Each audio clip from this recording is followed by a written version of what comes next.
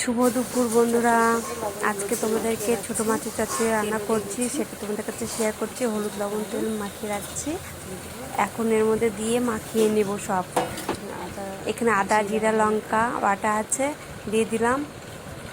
তারপর পেঁয়াজ কুচু করে রাখছি, এটা দিয়ে দিচ্ছি, দিয়ে একবারে মাখিয়ে নেব।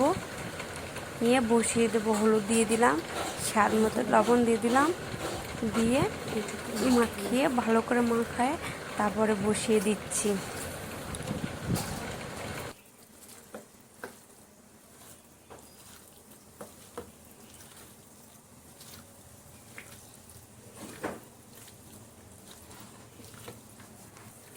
মাখানো হয়ে গেছে,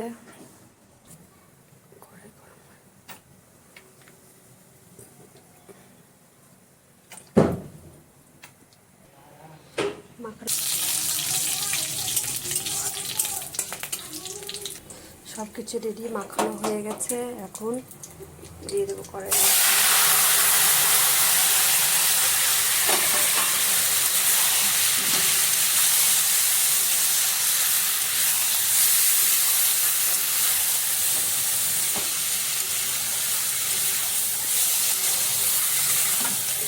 ভালো করে কষিয়ে নেবো।